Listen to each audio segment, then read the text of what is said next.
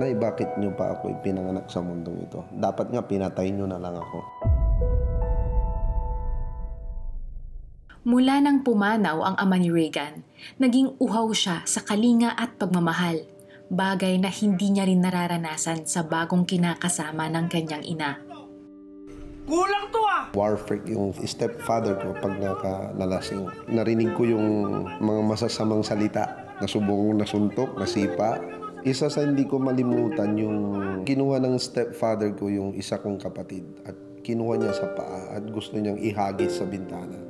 Pati yung sa ate ko. He intended to rape my ate. Sabi ko, demonyo itong tao na to. I felt lonely. Sobrang takot. Susunod ka, hindi out of love, kundi susunod ka because you have to. Tanging ang kanyang ina ang bumubuhay sa kanilang 10 magkakapatid, habang ang kanilang amain lulong sa alak at bisyo, sanhi ng madalas na pag-aaway. Halos basag ang mga plato, baso. Iba pang mga kamag-anak ko, sinasabihan yung mother ko, ang tanga-tanga mo. Bakit ka nag-asawa ng ganyan? Iwanan mo na yan. Sinasabi nila na there's no place like home. But for me, sa tingin ko, bahay ng demonyo. Nadala ni Regan ang galit sa amain hanggang sa kanyang paglaki. Napaka-demonyo ng tatay ko. I plan to kill my stepfather. Wala na akong ganang mag-aral, wala rin akong pangarap. Hinahanap ko talaga sa iba yung pagkalinga, yung feeling na I'll be loved. I long for a father talaga. Ang pag-ibig na inaasam ay nasilayan niya sa simbahan nang maimbitahan siya ng kanyang pinsan sa isang pagtitipon. May mga tatay na may hawak ng Bible. Na-shock ako. Pwede pala ang tatay godly. Mayroon akong bad image sa father. So, kung father si God, hindi ko rin siya maintindihan. May nagbigay sa akin ng small Bible na Tagalog. At nabasa ko yung inaalihan ng demonyo doon. Yun yung nakita ko sa nangyari sa kapatid ko. Hindi common yung lakas niya. Parang mentally disturbed siya. Galit na nagwawala na hindi lasing. Yung galit ko sa mundo at galit ko sa step ko, galit ko sa pamilya ko, binuntun ko sa kanya. Pinalo ko siya dito sa dibdib. Na-struck down siya. Dumating sa akin na what if napatay ko yung kuya ko. Habang abala ang kanilang pamilya sa paghahanap ng albularyo para ipagamot ang kanyang kapatid, si Regan ay lumapit at dumulog sa Diyos. I knelt down to the Lord dahil may nabasa din ako doon na kasalanan. So baka yung kasalanan ko dahilan na hindi gumaling yung kuya ko. Parang nagkaroon ako ng love doon sa kuya ko. Pinagsisihan ko yung kasalanan ko, Lord. Tinatanggap kita bilang Panginoon at tagapagligtas. Pero may request ako. Pagalingin mo yung kuya ko. After my prayer, na-amaze yung kuya ko na parang natatakot siya sa akin. Parang ini-impress ni God na hindi albularyo ang kailangan, hindi doktor ang kailangan, kundi yung church na pwedeng mag-pray over sa kanya. Taimtim na ipinagdasal ng simbahan ang kanyang kapatid na unti-unting nakalaya mula sa espiritual na karamdaman at nakakilala rin sa Panginoon. Kinupkup sila ng simbahan na tumulong sa kanilang pagtibayin ang kanilang pananampalataya sa Diyos. Meron kaming youth camp. Sabi ko, Lord, kung gusto mo akong gamitin, gamitin mo ako. And then may lumapit na pastor sa akin, nahinag niya ako. Sa tingin ko,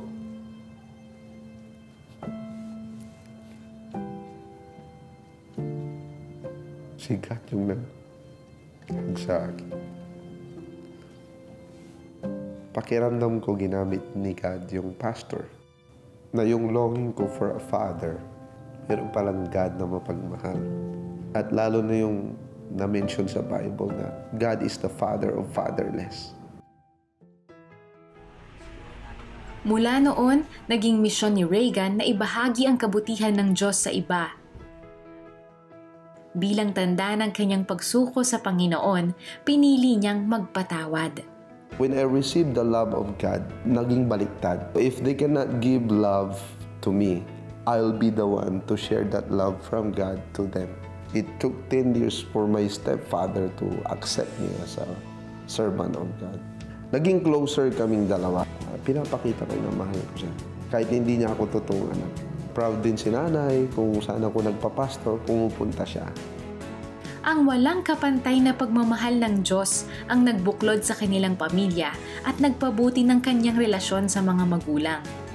Pag-ibig din ang naging sandigan ni Regan sa pagtataguyod ng sariling pamilya. Kung noon sinusumpa ko na ipinanganak ako, nagpapasalamat ako ngayon na ipinanganak ako sa mundo dahil meron pala akong purpose. There's no place like home where love of God is flowing from God's throne to the parents down to the children. At gusto kong dalhin yung pag-ibig ng Diyos sa mundo.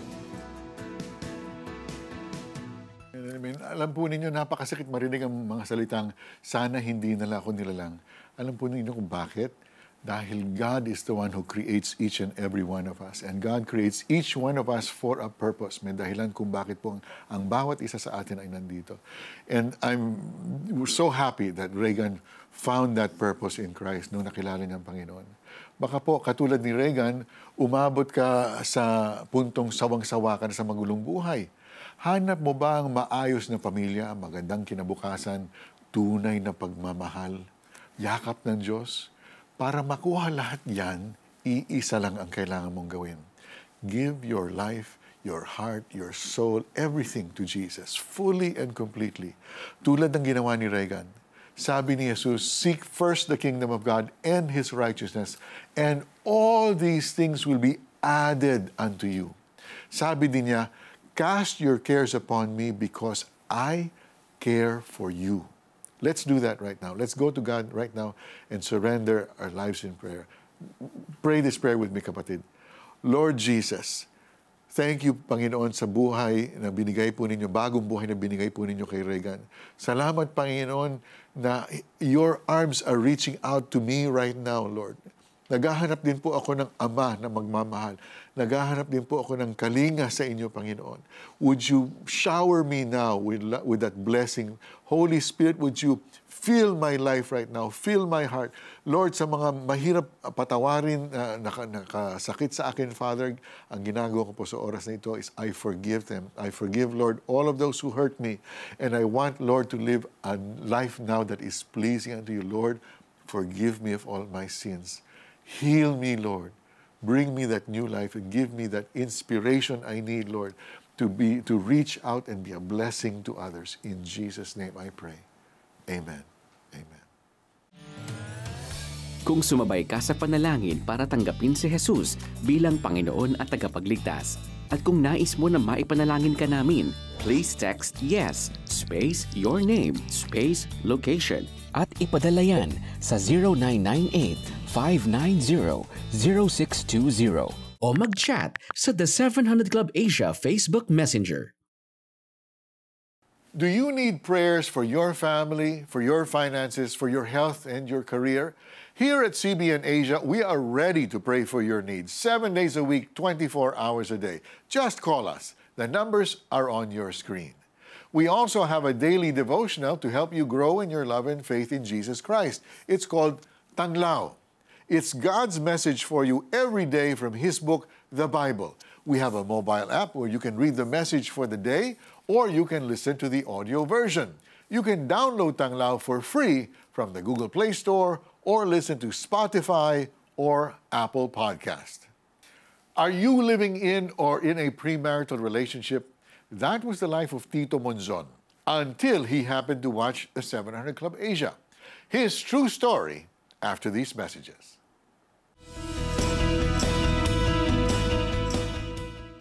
For the past 29 years, CBN Asia has been proclaiming Christ and transforming lives. We couldn't have done it without the help of our partners. We invite you to continue the journey with us and be a blessing to others. For your donation of 2,500 pesos, you will receive a limited edition CBN Asia statement shirt. Together, let's proclaim that God is good. Be a CBN Asia partner today.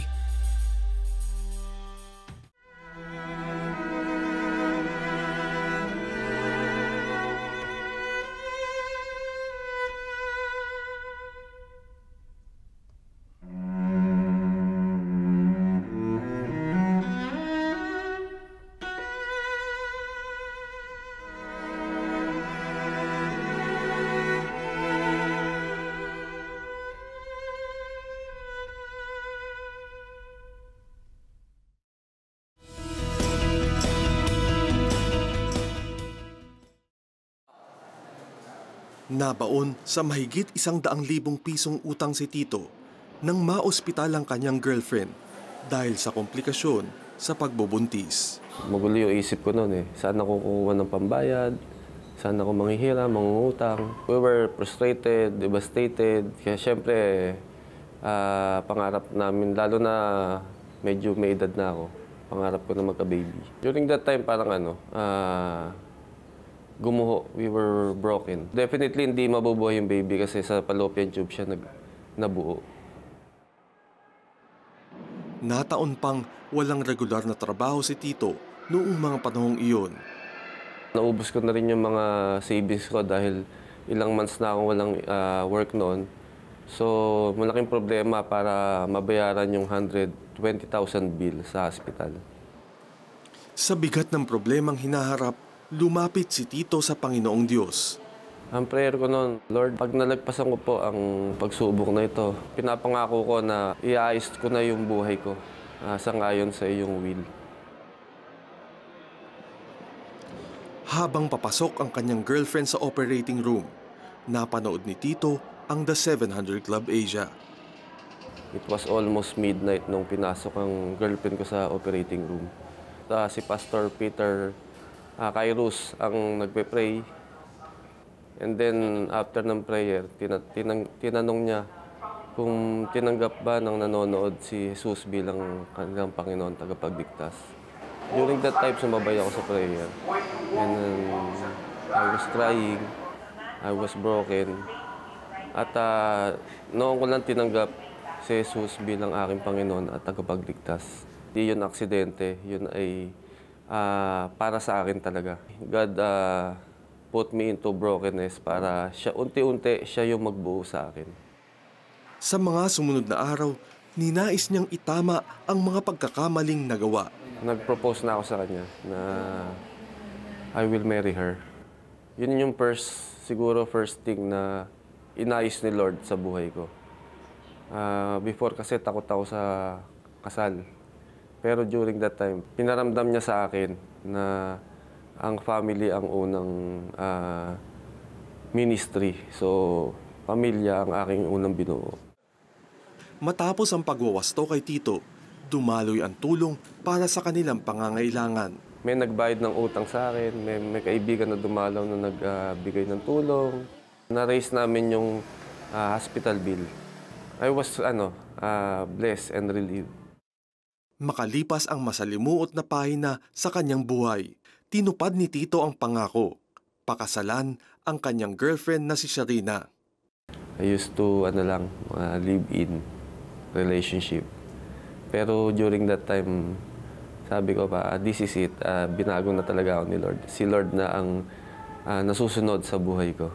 Nag-uumapaw na pagpupuri sa Diyos ang tanging sambit ni Tito. Tumakbo at nanalo siya sa pagkakonsehal sa kakatapos na halalan. Ginamit ang impluwensya at testimonya upang makilala ng lahat ang grasya at habag ng Diyos na kanyang naranasan. Nagpapasalamat ako kay Lord sa pagdurog sa buhay ko at ang unti-unting pagbubuo sa buhay ko.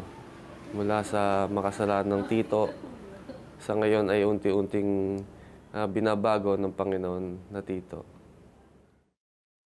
Amen and amen. That's the same for all of our lives. Hindi po ba? Ang sabi po ng Bible, taste and see that the Lord is good. First, you have to taste before you can see that the Lord is good. Yan po nangyari sa buhay ni Tito. And thank God that he was willing to reach out to God and say, hindi ko kaya. Hindi ko masosolve itong problema ng napakalaking, higanting hospital bill. Pero God responded to him with the kind of love and grace and blessing and forgiveness that God extends sa lahat po sa atin. Anyone who comes to Him, He will not turn away. You come to Him humbly, you come to Him, Lord, hindi ko na kaya. Siyang bahala sa'yo. Just trust Him. Nang sumunod si Tito at Sharina sa mga utos ng Diyos, nang matuto silang mamuhay ng matuwid, bumuhos ang pagpapala sa buhay nila. Tito was convicted to set his life right before God when he watched the 700 Club Asia. Now that you're watching us, maybe God wants to speak to you, kapatid. Maybe He wants to bless you. But first, maybe He wants you to surrender everything to Him. If there's a sin that you need to get rid of, maybe it's a vice, maybe you need to break off an immoral relationship, maybe it's cheating or stealing, this is the time to trust God and give it up. And I'd like to pray for you right now that Jesus will give you the power and the desire to obey Him and live a blessed life. Mga kapatid, hindi po natin kaya sa sarili nating kakayahan. Hindi natin kaya kahit na sabihin natin, kaya ko to. Hindi mo kaya, kapatid. You need to give it to God and say, Lord, ikaw na gumawa para sa akin. Let's pray. Father, right now, isinusuko ko po ang lahat ng mga problema kong ito. Isinusuko ko po ang lahat ng ang mga nagiging tukso sa akin, Panginoon. Hindi ko kayang labanan, Panginoon. Would you move in my life, Lord? Lahat po, sinusuko sa inyo. Itong immoral na relationship ko, isinusuko ko po. Itong addiction ko po sa drugs, sa sex, sa porno, in Jesus' name, isinusuko. Itong pag-alcoholic ko, Panginoon, isinusuko po. Sa oras na ito, Lord, I give it all to you and I say, Lord, I want to serve you. Let me serve you, Lord, with all the rest of my life in Jesus' name. Let me pray for you now, kapatid. Thank you, Father, for those that have prayed. Lord, would you strengthen each one right now? From the bottom of their hearts, Lord, they have cried out to you, and Lord, you have heard them. You have heard their cry, and you're going to respond. You're going to bless them, Father, mightily.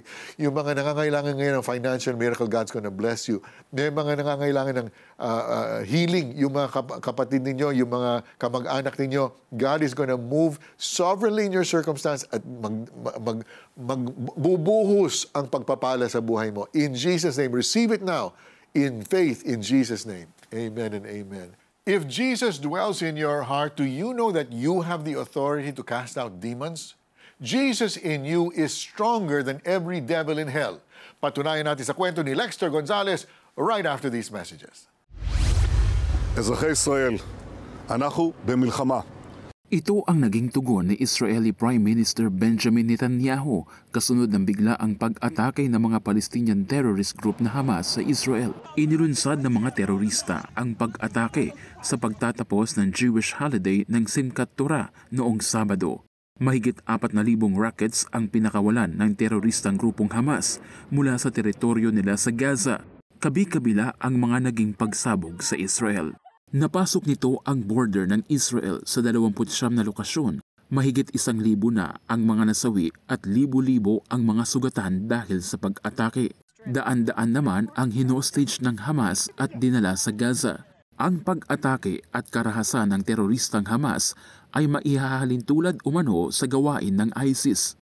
They are savages. Hamas is ISIS. And just as the forces of civilizations united to defeat ISIS, the forces of civilization must support Israel in defeating Hamas. Bilang tugon sa pag-atake ng grupong Hamas, nagdeklara ng giyera ang Israel laban sa mga ito na tinawag na Operation Iron Swords. Sunod-sunod ang naging air raids ng Israel sa mga lugar na pinagtataguan ng Iranian-backed terrorist na Hamas sa Gaza. Binalaan ng Israel ang mga taga-Gaza na lumikas dahil sa gagawing pag-atake sa mga kuta ng terorista. Mahigit 2 araw matapos ang paglusob ng Hamas, nabawi na ng puwersa ng Israel ang kontrol sa lahat ng mga bayan sa Gaza border ayon sa Israel Defense Forces. Pero posible pa rin umanong may ilang mga teroristang Hamas ang nagtatago pa rin sa loob ng bansa. Inaasahan na mas titindi pa ang gagawing aksyon ng Israel hanggang mapuksa ang Hamas. For us, it's a time to get organized and to get prepared for the attack against the militia of Hamas. And I call the Prime Minister to take a different approach. We have to eradicate Hamas, period. Bagamat nakalusot ang mga terorista, advance na ang teknolohiya at intelligence gathering ng Israel. Kaya handa ito na ipagtanggol ang kanilang bayan. This is a paradigm shift for Israel. The Prime Minister, the cabinet, the heads of the military, it's clear to everyone that for an attack to be carried out against the Israeli people, we're in a new world, a new region, and our response will be unlimited to what we are going to do to successfully carry out our mission. Whatever that means, all options are on the table. Bilang mga Kristiyano, responsibilidad natin na ipanalangin ang kapayapaan ng Israel na siya ring utos ng Biblia. Sinasabi sa salita ng Diyos sa mga awit kabanatang 122, talata 6-9. Ang kapayapaan nitong Jerusalem, sikaping kay Yahweh ito'y idalangin, ang nangagmahal sa iyo'y pagpalain. Pumayapa nawa ang banal na bayan, at ang palasyo mo ay maging tiwasay, alang-alang sa kasama at pamilya ko. Sa iyo, Jerusalem, ang sabi ko'y ito, ang kapayapa ay laging sumainyo, dahil sa bahay ni Yahweh, ating Diyos, ang aking dalangi umunlad kang lubos. Ako si Joash Bermejo at ito ang CBN Asia News Pagsusuri.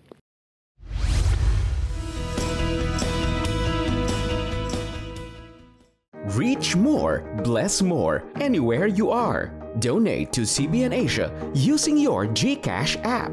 There are 2 ways to send your donation after you log in. Simply tap Send, then tap Send via QR. Scan the QR code, enter the amount of your donation, click Next, then tap Pay. Or you can tap the bills icon, then tap Others. Scroll down and tap CBN Asia. Enter the amount of your donation. Enter your 11-digit mobile number. Type your name in the account name. Then type your email address. Tap Next. Review the details, then tap Confirm. G. Give and be a blessing. To learn more ways on how to donate, please visit www.cbnasia.org/give. Ang word ni Lord ay isang tanglaw. Ilaw kapag madilim, para di ka maligaw. The best kung babasahin mo araw-araw. Ito ang Tanglaw, a devotional app where you can read and listen to God's Word anytime and anywhere. Madaming lessons and memes na madaling i-share. Made for you by friends who care. Get the Tanglaw app. Partners of CBN Asia, lend a helping hand to the helpless, bring hope to the hopeless. You too can transform countless lives with your donation of 1,000 pesos. Plus, you will receive exclusive streaming access to Facing Your Giants of Kata Inocencio. I found inspiration in the example of David, who faced the giant Goliath with just 5 small pebbles, but with great faith in a great God. Become a CBN Asia partner today.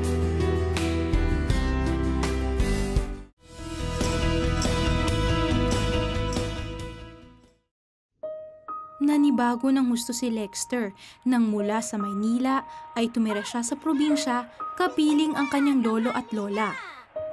Alas 4, alas 3 pa lang, ginigising na kami. Meron pa nga sinari, pinapalo kasi ayaw ko gumising. Kasi sa Maynila, mas masaya dahil anytime na tulog mo, pinagdadamo na ako, umaakit ng bundok. Iniisip ko, ano ba naman to, dapat naglalaro ako bilang bata pa. Kaya iniisip ko na kapag ako nakaalis doon, ay masasabi ko na magagawa ko na yung gusto ko. Tila nakawala sa hawla si Lexter matapos ang ilang taong paghihigpit sa kanya nang muli na siyang pauwiin sa kanyang mga magulang. Pagdating sa Maynila, nakita ko maraming kaibigan, malaya akong gawin, lahat ng gusto ko. Ayun, kaya napasok ako sa fraternity. Ang pinaka nakita ko lang na matindi talaga, yung galit sa magulang. Yung tigas ng ulo ang pagsagot dahil akala niya noon tama siya. Dahil feeling niya pinabayaan siya dahil lumaki nga siya sa lolo't lola. Sa paglalim ng ugnayan niya sa grupo ay ang pagkalulong naman ni Lexter sa sugal. Kinukuha namin mga tanso nun. Ayun, ninanakaw namin, palit ng pera na. Pang-inom o kaya naman kung ano-anong sugal. Isang regalo ang nakapagpukaw ng interes ni Lexter na nagdulot ng unti-unting paglihis ng landas niya mula sa mga barkada. May supervisor sa trabaho, binigyan ako ng gitara. Pagbalik ko sa mga kaibigan ko sa frat, magagaling mag-gitara kaya nagpaturo ako. Kaya lang payabangan na nangyari. Kaya ang nangyari, hinanap ko yung dating founder. Yun pala nasa church na siya. Itong taong to, ay inunawa ako kung ano yung kakayanan ko, inabot niya ako. At ayun, napasok ako sa church. Patuloy ang naging pagdalo niya sa simbahan. Hanggang sa isang araw, Doon ko first time na narinig audible voice na, anak, makinig ka sa salita ko. At doon nagrema sa akin, John 3:16, doon ko na unawaan na kailangan pala ng tao ay hindi relihiyon. Pero ang kailangan pala, relasyon sa Panginoon. At dahil doon, tinanggap ko ang Panginoon. Bagamat nagbagong buhay si Lexter, hindi natanggap ng magulang niya ang naging pagtalikod sa kinagis ng relihiyon. Umabot pa sa puntong itinakwil siya at pansamantalang nanirahan sa simbahan. Nabago ang lahat nang minsan sa kanyang pag-uwi. Yung kapatid ko po ay napoposes pala. Yung tatay ko, hinawakan niya, maliit lang yung kapatid ko. Siya ay binigwasan, napasigaw siya, tulong! At nagtatanong ako sa Lord, anong gusto mong gawin ko dito? Sabi ko sa kapatid ko, tumigil ka, tumigil. Tapos sa pangalan ng Panginoong Jesus, umupo ka dito, upo siya. Sa pangalan ng Panginoong Jesus, yung evil spirit ay sa biyaya ng Panginoon umalis. Ang paglaya ng kapatid ni Lexter mula sa sapi ng demonyo ay naging daan upang unti-unting makita ng buong pamilya na buhay ang Diyos na kanyang pinaglilingkuran. Sa kasulukuyan, kasama niya maging ang kanyang ama sa mga misyong pinupuntahan. Nung makakilala siya sa Panginoon, ginamit siya ng Panginoon na ipinakita niya yung tama. Natuto siyang sumunod, natuto siyang rumispeto. Saka nga yung pagkatuto na meron na siyang prinsipyo na pinaninindigan yung pananampalatayang meron siya ngayon sa Panginoong Jesus. Hindi man naging madali ang buhay Kristiyano ni Lexter, lagi niyang masasabi na hindi ka lugi pagka sumunod ka sa Panginoon. Amen and amen. Yung hinahanap na kalinga ni Lexter mula sa kanyang mga sa lolo at lola niya, nahanap din niya sa piling ng Panginoon.